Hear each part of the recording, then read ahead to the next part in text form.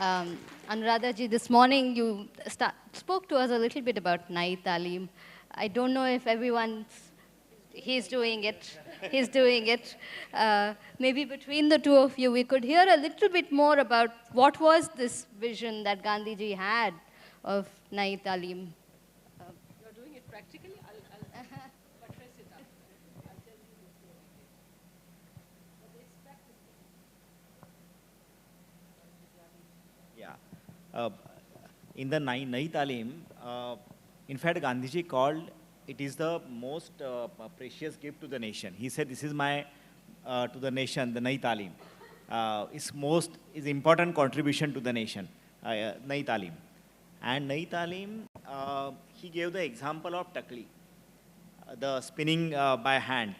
And he says how by spinning the cotton, you can teach the student different concepts.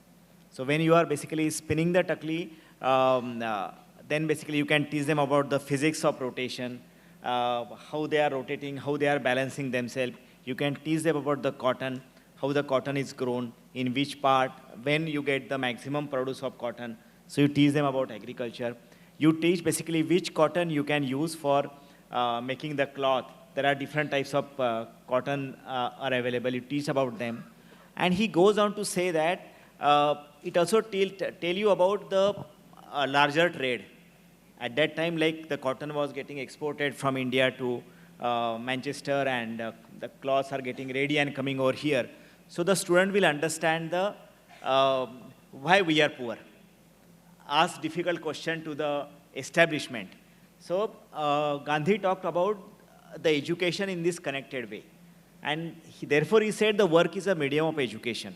So he gave Takli and the Sutkatai as an example. And he gives several things like cleanliness and many things he told about it.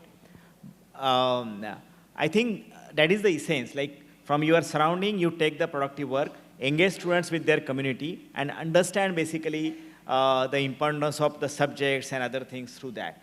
So that was the Nai Talim. Yeah.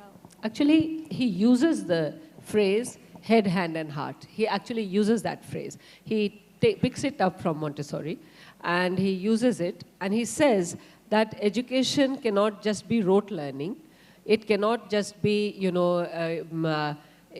scoring marks in a subject and learning the theory of of course, theory is important, but that theory must be buttressed by practice. And so it's important. The other thing about Nai Talim is that Gandhi insists on indigenous knowledge and indigenous knowledge systems. The respect for the tradition, the legacy that your language gives you. So therefore, Yogesh Bhai is doing it in Marathi, which is very important because, the first step, and then he comes from a lineage of, the intellectual lineage of someone whom we respect a lot in the Sarvodaya movement, Anil Sadgopal. We must remember him today, actually. So the idea is in Nai Talim, which is also called Bunyadi Shiksha, which means fundamental education. Bunyad means foundation, foundational education. The foundation should be such. The foundation cannot be in air. The foundation has to be grounded. So therefore, how do you ground it? Mahatma Gandhi says that unless you put the child in his culture, in her culture, she will not actually, the first struggle will be to adjust to the new culture.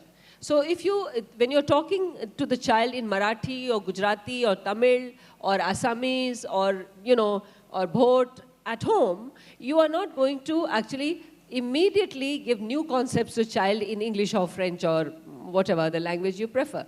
So the important part is the mother tongue, the tongue that the child talks to the mother or mother-like figure or whoever the child is closest, lovingly closest to, that tongue also has to be protected. So one part of Nai Talim is also the vernacular. So it's skills delivered in the vernacular. And that is how he's able to do all that. All the technology he's teaching them in Marathi, which is very important. Although the same skills are being taught in blue blocks in English, but those children come from an ecosystem of English. My children at my home have an ecosystem of English. My father spoke to me, my father-in-law spoke to me in English. So that is an ecosystem. But how many people have that ecosystem of English at home? Right. So it's important that you give an ecosystem of their vernacular, and this is Nai Talim. It's old Talim, it's very Purani Talim, but it's Nai Talim in looking at Talim, which is education, with new eyes, with the eyes of Gandhi, informed by Montessori. Thank you for that. And I think what you say takes us nicely to what Asima is doing, because it is foundational work. It is work that is rooted in the communication, in the community. So, and you have kind of used Montessori and made it fit the Asima way. And so we would love to hear a little bit about that adaptation of Montessori that suits the work that Asima does. Sure.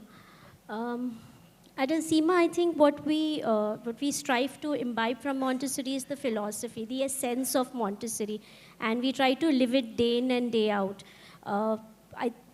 This quote by Dr. Maria Montessori has stayed with me, where she says that the greatest success for a teacher is to be able to say that the children are now working as if I do not exist. And that is something that we strive as adults day in and day out in our classrooms. Dr. Montessori did not just move learning beyond the classroom walls, the visible classroom walls, but we believe that she also challenged the invisible walls in the minds of the adult, the walls of underestimation, the walls of doubt, fear, control by the adults. And we deal with that day in and day out in different situations. So at Asima, we keep the Montessori philosophy at heart to kind of follow that. We believe that when we give that space to the children to work, and when these walls of fear and doubt are down, when we bring that down, the child rises. And I think that is so important for all of us, to give the space to the child. Asima works in government schools, so our spaces are literally limited. We have to work in a particular room. Our resources are modest. We completely depend on donations and the sales of the products that happen. When recession hits, it hits us also. So our resources are modest. But what we truly believe is to trust the child, to follow the child, and whenever in doubt, no matter what, choose the child. And that is a mantra that we keep saying. If you're in a doubt and when you feel you don't know what to do, you keep the child at the center of your question, and then whatever the answer is what you do. So you choose the child over there. I would like to give an example. This is my personal example. I was a fresher out of my course, and I started working. And I had a child in my class who was struggling with an activity. Well, full disclaimer, struggling with an activity according to me. I don't know where Zareen auntie is. According to me. Time was running out, again, according to me. And I was worried. Every single cell in my body said, you need to just a little bit help and it's good. We'll be there. But Zareen auntie's voice was at the back of my head saying, wait. When you've done the course, that voice stays with you. Anybody who's done that course, it comes with you. So I waited. And the child took its own time to complete the activity. But that was a great learning for me. Because as an adult, what I saw was not that he completed the activity or he had this feeling of I did it. It was not about the activity. It is not about the material. It was about self-trust. And that is what we've been talking about in this conference for the past, yesterday as well as today. When the child felt that, he could do it, that was the greatest achievement for that particular child at that particular moment. Of course, there'll be many more that will follow. So, for us, when you tear down these walls or when you step back not because you don't care, but you step back because you care deeply, is something that at Asima we keep reminding ourselves time and again that you have to pause. You have to trust the process. at ASEMA, when we work with children that are often underestimated by the world because they are from the marginalized communities. But when you trust these children, they rise in no way that any curriculum can predict. Because we read a lot of Montessori text as well whenever we get time. And Dr. Montessori did not prepare children for exams. She prepared them for life. And life will not ask you what you memorized. Life is going to ask you, can you think? Can you adapt? Can you withstand the pressure? When life gives you an opportunity, what do you do there? So that is one important thing that we work towards. I think what our biggest follower of Montessori, she's not here today, she had something else to do, is Ms. Dilbar Parak. She's a chairperson.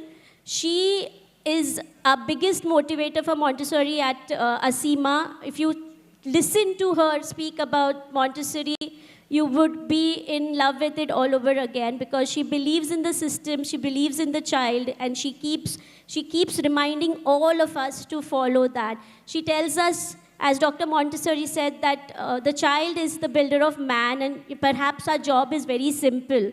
Step back and let the builder build. And I think that is what stays with all of us. Thank you.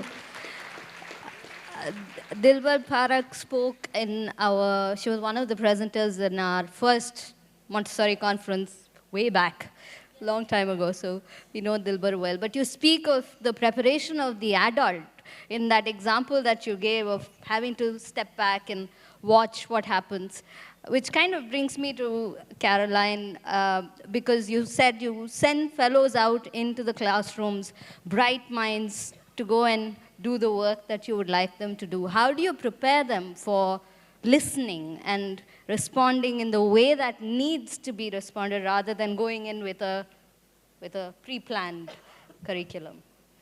Yeah, and that's the challenge, right? Because a lot of our fellows who actually serve in the classrooms and the kids that we work with do not have the same background as our children. And now that's slowly shifting, though. We have more of our student alumni doing the program with us, so it's interesting to see that diversity and mix. But really, my answer to your question is just proximity. I think that you cannot love and treat with respect something you do not know. And so if you got to know something, you have to come really close to it. You can't stay far away.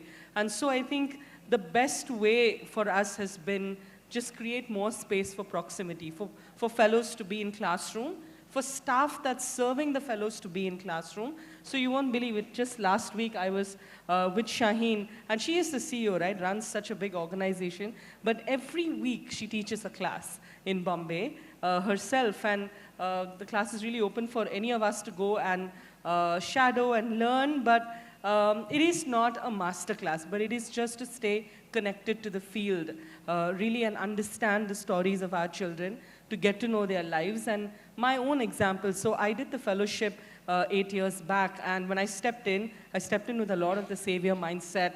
I'm gonna like pull this country out of poverty, and then I just finished my master's in applied medical sciences, worked in Scotland for a bit, and so came in with all of that idea of excellence, so many beliefs about what is excellent, what is not, and did everything that I could. And in the first month of the fellowship, there was this little 10-year-old boy, Habib, never came to class on time, always late. And my co-fellow and I were really frustrated. We were like, we are doing so much, why isn't he showing up? And neither do the parents come when we call them. And during one of our community visits, so community visits is a part of our ways of working at Teach for India. So we not just teach in the classrooms, but also visit the homes of our children, get to know their families. And so during one of the visits in the morning, we had afternoon school. This little child actually was selling socks outside the railway station every morning with his dad, who actually couldn't walk, and then he was coming to school. And now you are just like, you know, as I say it, I just don't know I can never forget that moment. Yeah, I can't forget that moment, because I came face to face with my own judgments, biases, and my definitions of intelligence, of, you know, what is worthy and not. And then I think a lot of fellows and all of us actually go into the community. So it definitely humbles you down. But you can still be in the community and not notice. So I think the second big thing, apart from proximity, is creating space for people to make sense of what they're noticing and seeing. And so a lot of time and energy is invested into coaching and reflection. So really, can I make sense of what I'm seeing around me? What's happening with that child? So really, can we decode why that child is not coming to class? Why is that parent not coming for a parent-teacher meeting? Actually, your PTM time doesn't align to the water facility in the community. It comes at a certain hour, and I'm so sorry, they need to collect water and not attend that PTM. It's not because they don't care, it's because there's something else that's far more important. And so teaching children when they're in poverty, it's a whole different game. So I think proximity, number one. The other thing is just make sense of it together as a community. And so we meet once every fortnight and make sense of it. We meet in small groups to really share our journeys and really deeply understand and decode what are all the systems at play for that child to learn and not learn. Yeah, so that's how we build humility, and yeah, it's a work in progress. Thank you. Thank you. Speaking of proximity, and I think, with the Nandi Montessori school and the children who come to Nandi are the children where the parents are working for you. So how do you keep that community of parents kind of involved in the work that happens in a school where the school looks so different to the home? You've spoken of bridging that divide. So what kind of initiatives, or how do you help parents to see this also as a valuable way of education? I mean, we know it is, but it might require a little bit of convincing, no? Yeah, as I said, so I stay 2 days in a colony, 2 days in a week in a colony, just to be with them, talking with the parents, just observing them and understanding, the kind of diversity, the background they have. For example, there are many workers come from different parts of the country: Jharkhand, Bihar, and West Bengal, Odisha, Madhya Pradesh, and North Karnataka, Raichur, Gulbarga. So it's a diverse space. So for me, so coming from the research background and doing field work and all, so this is a kind of opportunity where gives me to work closely with these parents, understand them first, listen to them, before just jumping and forcing, kind of why you're not telling, why you're not sending your children to school or what. Just understand their background, the practicality and issues around their one particular family. And then, so we started these initiatives, as I said, parents meeting, coffee pe charcha, tea. We arrange morning tea with parents and they just come. We have every week a couple of parents coming and, just spending time and just watching the environment and the entire school environment and then just having that relationship slowly. It's not easy, but it's a very challenging space, actually. Diverse community, you don't know when they leave, actually. At night, they just disappear. On the morning, you see that child, the parents had just gone, just disappeared from the colony. So challenging, and also a place to explore, spend, work slowly and over a period of time. It takes time. It's not a one-day work, months, years. It just started. I'm just very new to this space, just 8 months. And I'm exploring everything. The Montessori philosophy itself is very new to me. I'm learning. I'm every day learning.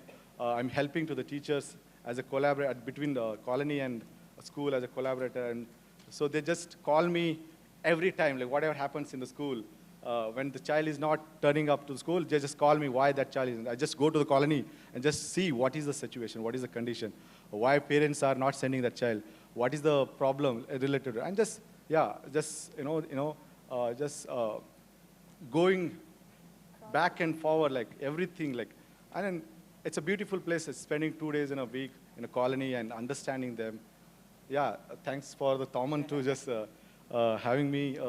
And I come from a migrant workers family. My father was a migrant worker, and I was a child of migrant workers, laborers. So it's just a cycle. Like I was a child who was a migrant workers, laborer, and then I working with community, which I'm, yeah, like, how do I put it? Like, I love to be with these communities. Yeah.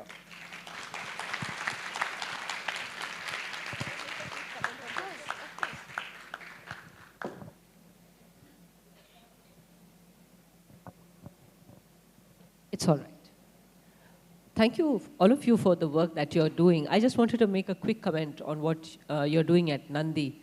I don't know if you, how much you have read Mahatma Gandhi, but one of his important principles is called trusteeship.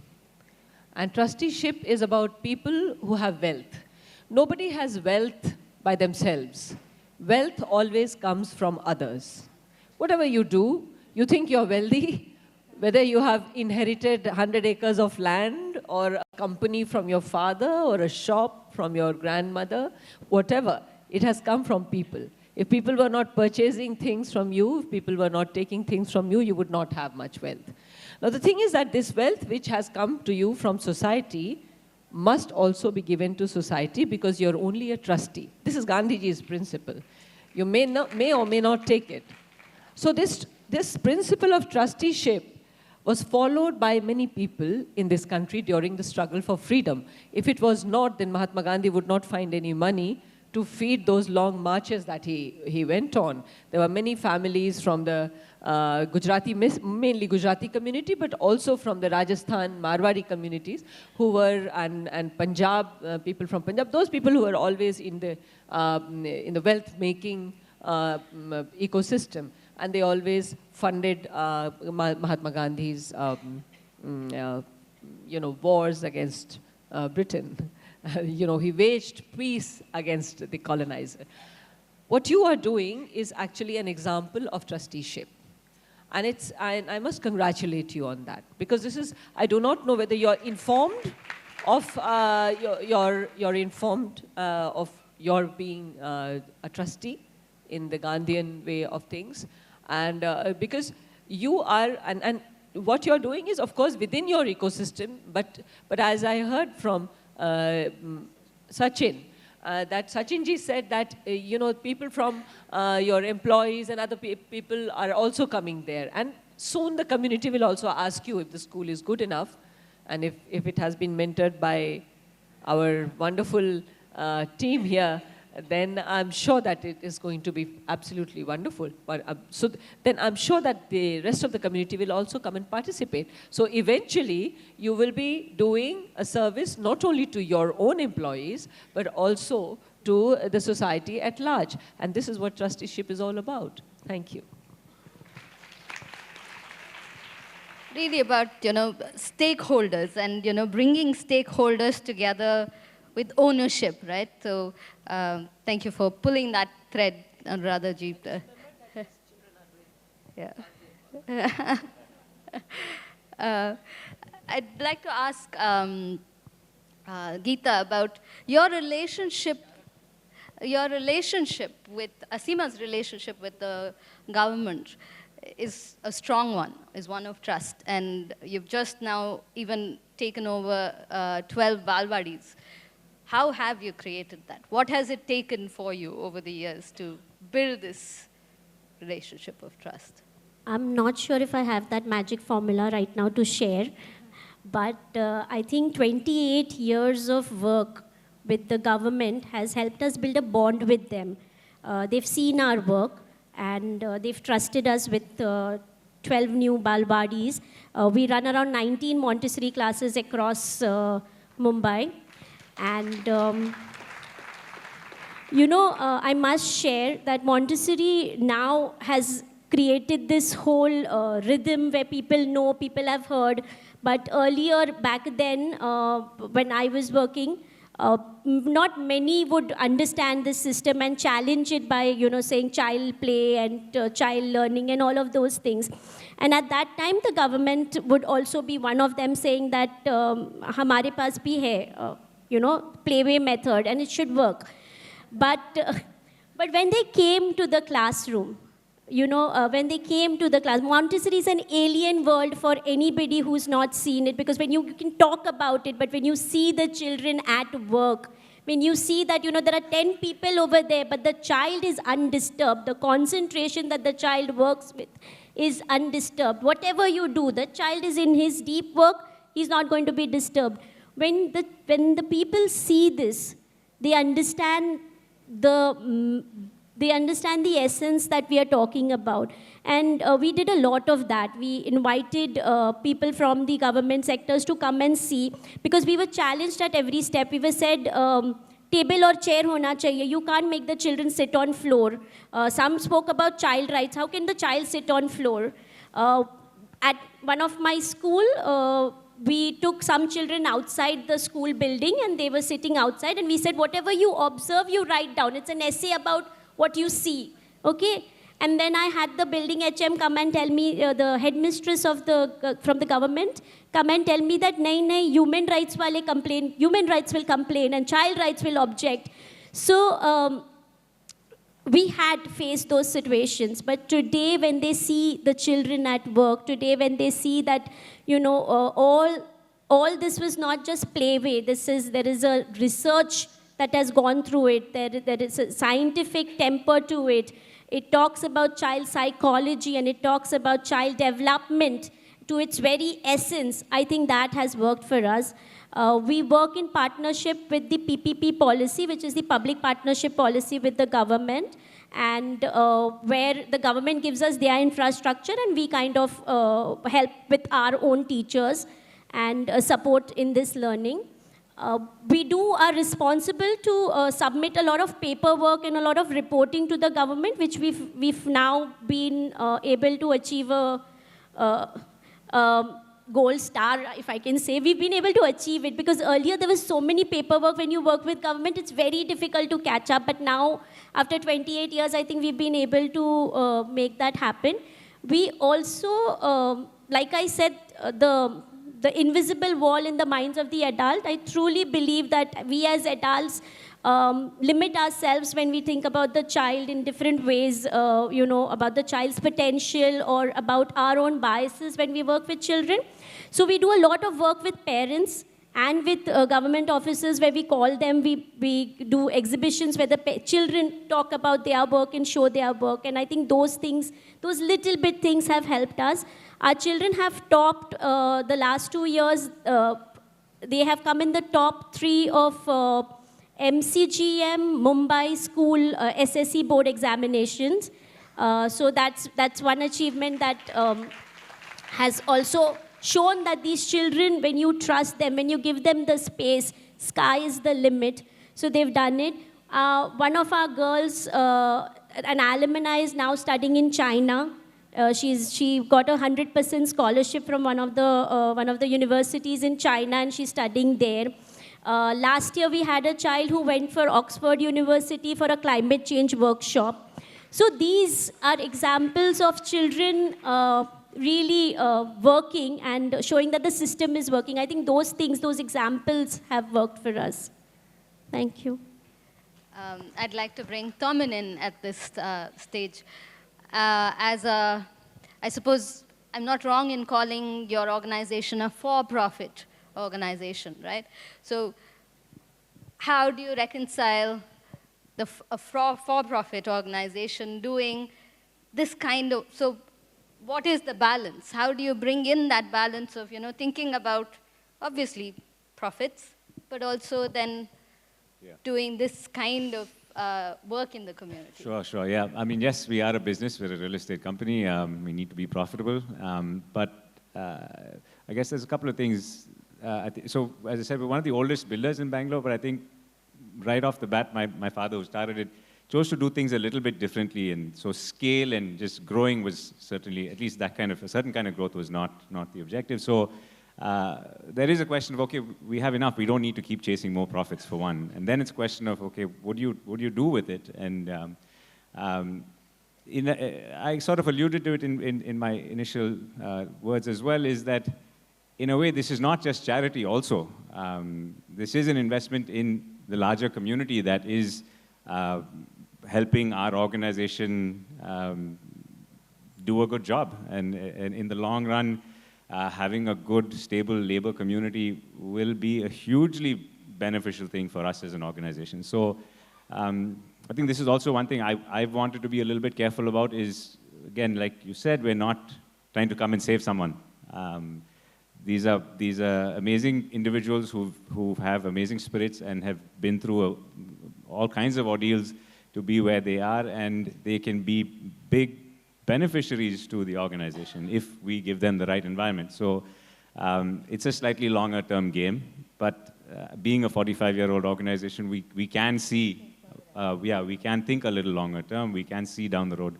We're not just looking a few months or even a couple of years. It might be a few years before we even see anything coming from this. But the kind of meaning and purpose that it also gives us, in addition to the possibility of actual business benefits, is also huge. And so the purpose that it gives us as an organization, the meaning that it gives to the work that we do, and we spoke about this yesterday as well, it adds value in ways that are very powerful for us as an organization.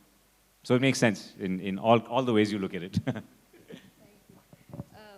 Caroline, since Domin was talking about scaling up of a different order, I'm coming to you about how has TFI scaled up over the years? Because your model has, kind of now expanded to include not just the fellowship, but you're now looking at, you've gone to many different cities as well. You started off in one city and then, so how has it evolved in its scaling up? Yeah, I think that as we scale up, I think one thing to keep in mind and which we've held very close to our heart is keep the main thing, which is the child, and keep the child at the center of everything that you do. And so I'll talk a little bit about what the scale looks like, and then go into a little bit of how we sort of manage that scale. So in terms of what I did share earlier, that we're 1,000 fellows strong. We are serving 35,000 children through the core fellowship program, but our alumni, 5,300 strong, are actually reaching out, directly impacting 100,000 children and indirectly impacting 50 million children in this country right now. And so the scale game essentially is something that we depend on our alumni for. And so we believe that if we do the 2 years really well and ensure that the main thing stays the main thing, we are sort of sending out alumni that deeply care about children and this country and want to then do more, be more, and do it faster for more and more people. So that's number one. Apart from the core fellowship program, I think a lot of folks from rural parts of India and other non-Teach for India schools and classrooms wanted this support for their teachers. And so we realized, okay, how do we make this possible for more and more people who probably cannot be a part of the program, but let's have an online teacher training portal. And so Firki is the online teacher training portal that reaches to many teachers from across India and Asia as well.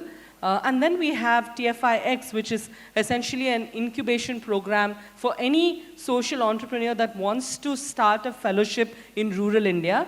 And so just with the work of TFIX, we're in 23 different states in our country right now. And we also have Innovated, which also is our other incubation program for early social entrepreneurs. So these are the different programs that help us get to that scale. But really, I want to focus on, when you think of scale and numbers, what are some things that help ensure that even though we're moving at such high numbers, we're still delivering high quality outcomes? And how do you really multiply depth? I think the first one, like I said, keep the main thing very clear. And so vision for transformational outcomes for children. So really define what is it that will put our children on a completely different path in life. Can we define that? And I already shared, that is for us, children should be able to lead self, others, and India. And so make that really clear at all levels. So all these programs work towards that one vision. The second thing is just the culture that you build within the organizations across teams and people. It has to be a culture of achievement that's rooted in love. So interestingly, one of our core values is love.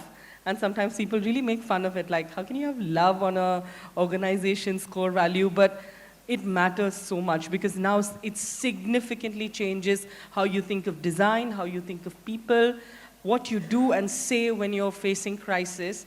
Everything changes. And so just adding love to our set has been such a beautiful journey for all of us. I think the system is so infused with pressure and fear, right? If you look at children right now, or adults also, we're scared of outcomes, we're scared of losing our respect, scared of like missing out. Children growing with the same things. And so we wanted to eliminate fear and keep it, let's infuse the system with love and let's begin with ourselves. So I think high culture of achievement, rooted in love. The other thing is just a shared accountability. When you're working with scale, sometimes it's fun to think that you're the hero and you're making it happen, but it is the worst place to be in. All of this work has to be done together with our communities. And so we share that accountability with our school leaders, with parents, with community leaders, with our government, partners like Asima. We've been working closely with almost everybody out there that can actually contribute to excellent education in this country. And so shared accountability is another big one. And the last thing, I think, so last year we had 24,000 applications for the fellowship, and we had finally narrowed down on 600 people doing the program. So that is the selectivity rate. And so find the best talent, do whatever it takes to find the best people to get onto your teams and select them, train them, retain them. I think that is the hard work. When you have a beautiful team, I think then the game is fun. It's joyful. The journey is joyful, and you want to do this more and more. Otherwise, most of our work is born out of like pain, right? And so the everyday can get really hard. And so I think that's my last one. Just find really good people and shower them with love, and the work will get easier. That's how you do scale. Thank you. Thank you. I've been given a dose of my own medicine and been told I have 5 minutes left.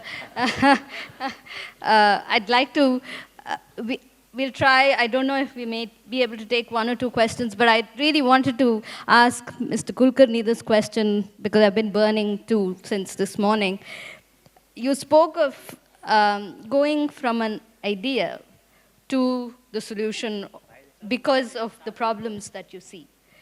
Do you have like a process for it, of how, of course you spoke to us of how the problems are, what are in the community and how you, but do you have a systematic process that leads to the final project or the program eventually? Yeah, so it's at different level. When we work with the school children, we don't expect them to find out kind of some extraordinary solution which will change the world. So like for example, they design some filter.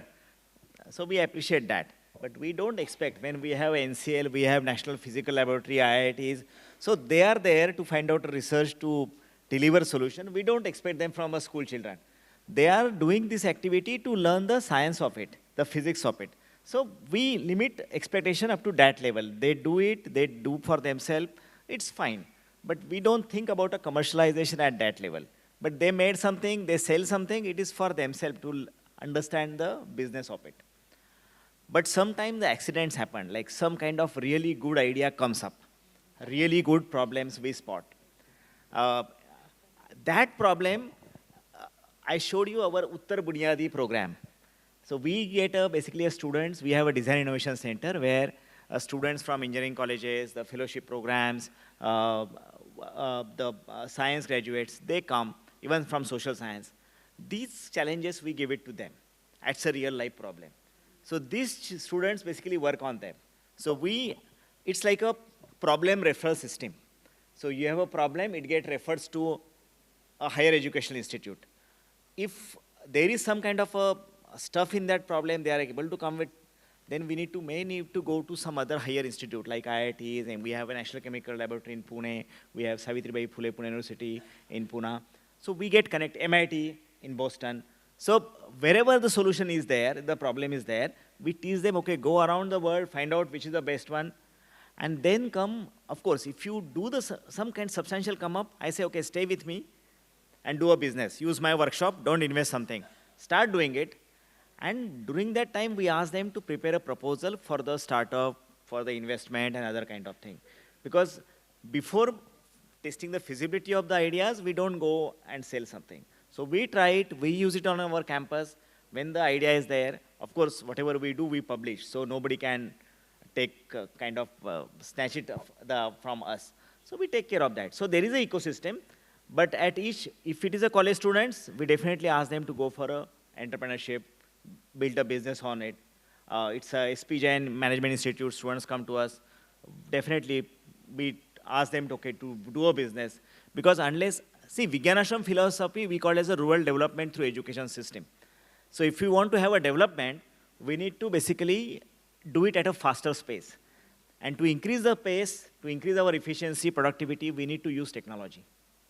But only using a technology is also not sufficient because there are so many organizations that are developing technologies. Unless we educate our people about those technologies, it will not be possible. So educating people on technology is another thing. And lastly, only developing technology, educating people is also not sufficient unless there are enterprises in the each and every corner of the country who are providing services. So entrepreneurship development at a village level is the core of it for the having a development. So that's what we are planning.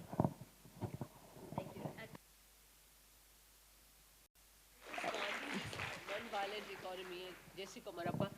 Gandhi's non-violent economy was developed later on by J.C. Kumarappa.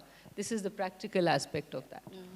I like the idea of a problem referral system, and I suppose all of your solutions have come about from a problem referral system, right? So this is good for us to think about as well as a group of people, because people come to us with so many issues, and how do you have a referral system that then reaches the right people with the right solutions, and also to build network in that process. So thank you for a wonderful conversation.